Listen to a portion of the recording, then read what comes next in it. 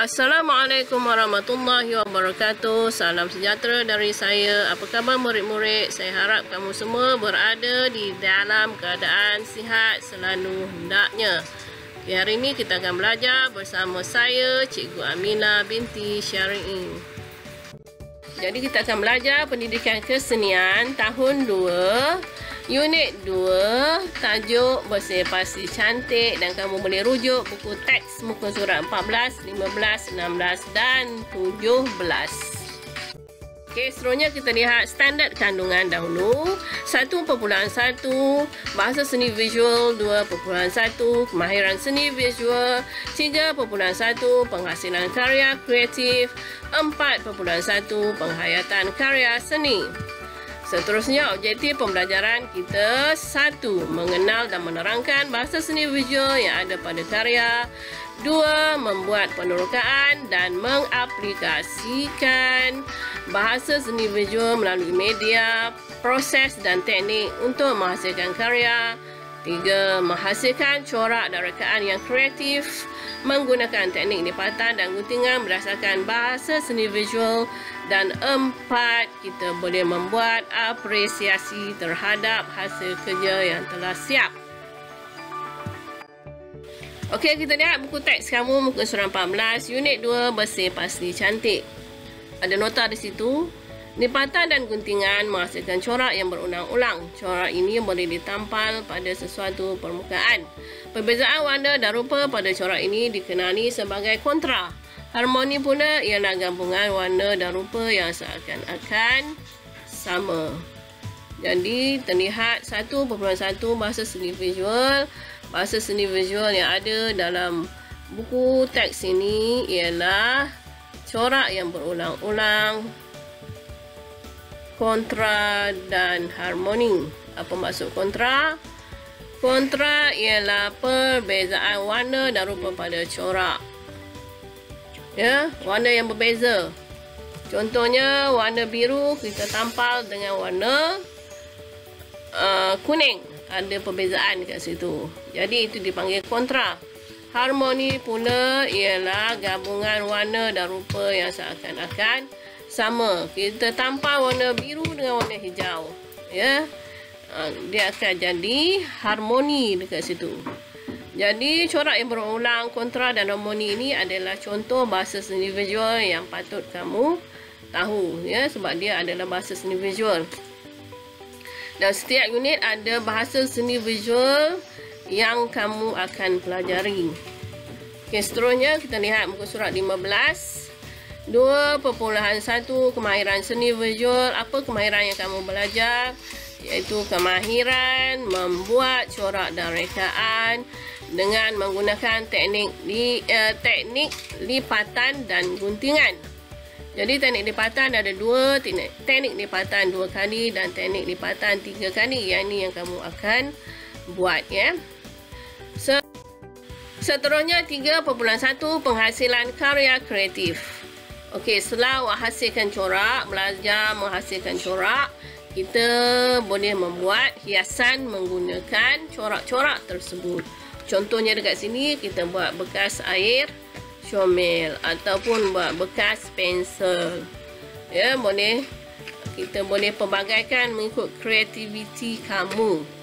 Okey, bila dah siap 3.1, kita akan masuk kepada 4.1 Penghayatan Karya Seni. Penghayatan karya seni ini ialah sesi di mana kamu menceritakan pengalaman kamu menghasilkan hiasan bekas air ini. Biasanya waktu sesi ini cikgu akan panggil kamu ke depan, bawa hasil karya kamu dan cerita pada kawan-kawan kamu apa yang kamu buat, ya. 2.1 Kemahiran Seni Visual. Mari kita lihat media, iaitu alat dan bahan yang kita akan gunakan untuk menghasilkan lipatan dan guntingan. Ya, kita mesti ada gunting, pensel, gam pembaris, kertas warna dan juga barangan untuk dihias. Baik, sekarang saya akan tunjukkan teknik lipatan 2 kali. Teknik yang pertama, Kita ambil selai kertas yang sama besar, kita lipat dua macam ni. Kemudian kita lipat lagi sekali, kita buat corak, kita gunting di situ. Ini hasil guntingan dan ini hasil setelah kita buka, dapat lihat corak yang berulang di situ. Seterusnya teknik lipatan dua kali. Teknik yang kedua, kita ambil juga kertas yang sama besar, kita lipat ke penjuru, kemudian kita lipat lagi sekali, dapat bentuk tiga segi. Kita buat corak, kita gunting di situ, dan bila dibuka kita akan dapat lihat corak berulangnya adalah seperti ini. Okey, seterusnya teknik yang lipatan yang kedua adalah teknik lipatan 3 kali. Kita lihat dulu teknik yang pertamanya macam mana. Kita ambil selai kertas, kita ukur 8 darab 8 cm. Setelah itu kita gunting, dapatlah selai kertas yang sama besar seperti ini. Kita lipat dua, kita lipat lagi dua, lipat memanjang dan lipat lagi sekali. Dan seterusnya kita lukis corak, gunting, dan bila dibuka hasilnya adalah corak berulang seperti ini. Teknik lipatan 3 kali. Untuk teknik yang kedua, kita ambil sehelai kertas, kita lipat dari penjuru ke penjuru, kita buka dan kita lipat sebelah, kita lipat lagi sebelah jadi bentuk layang-layang di situ. Kemudian dapat bentuk tiga segi, kita lukis corak, kita gunting dan kita buka balik, kita akan dapat coraknya adalah seperti ini. 1.4 Penghayatan karya seni. Hasil kerja yang telah siap boleh dipersembahkan kepada kawan-kawan dan guru dalam satu sesi persembahan yang dinamakan apresiasi seni. Jadi dalam apresiasi seni ini kamu bawa kamu punya hasil kerja ke hadapan kelas dan menunjukkan hasil kerja tersebut sambil menceritakan pengalaman sewaktu menghasilkannya. Bila sebut menceritakan ni, maksudnya kita kena ada perkataan yang sesuai, ya, pengetahuan mengenai seni dan penggunaan kata yang sesuai. Contohnya kamu buat lipatan dan guntingan, kamu dah belajar tadi 1.1 bahasa seni visual, apa yang ada tadi, contohnya corak yang berulang-ulang, kontra dan harmoni. Jadi kamu boleh sebutkan tu waktu kamu bercerita. Juga kamu boleh ceritakan proses kamu membuat hasil kerja kamu, ya, ada teknik lipatan 2 kali dan teknik lipatan 3 kali. Kamu tunjuklah mana hasil kerja teknik lipatan 2 kali, mana hasil kerja teknik lipatan 3 kali. Dan seterusnya juga hasil yang telah siap, ya, penghasilan karya seni.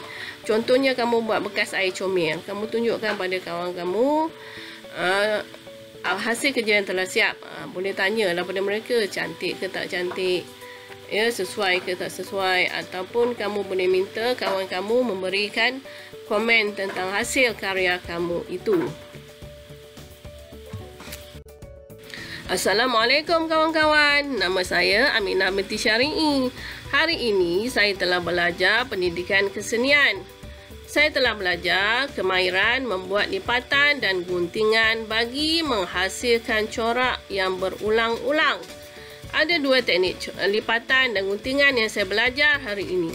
Teknik lipatan itu ialah teknik lipatan 2 kali dan teknik lipatan 3 kali. Saya berasa teruja apabila membuka kertas yang saya gunting kerana saya dapat melihat corak yang berulang-ulang. Hasil guntingan saya itu saya tampal di atas kertas lain. Apabila ditampal pada kertas yang berlainan warna, kita boleh melihat corak yang kontra. Dan apabila ditampal pada kertas yang seakan-akan sama, kita boleh melihat corak yang harmoni. Seterusnya, saya telah menampalkan hasil lipatan dan guntingan yang saya buat pada kotak yang terbuang. Sekarang, saya boleh jadikan kotak terbuang itu sebagai bekas pensel. Lihat kawan-kawan, cantik tak hasil kerja saya ini? Saya merasa seronok kerana saya telah dapat belajar kemahiran baru dalam pendidikan kesenian dan membuat aktiviti yang berkaitan dengan kemahiran itu. Hanya itu dari saya, kawan-kawan. Sekian, terima kasih. Baik, itu tadi adalah contoh bagaimana kita boleh membuat apresiasi seni di dalam kelas. Ya, murid-murid, jadi dengan berakhirnya slide itu, maka berakhirlah pembelajaran kita pada hari ini. Semoga apa yang saya ajar memberi manfaat kepada kamu semua. Jadi sehingga berjumpa lagi. Sekian, terima kasih.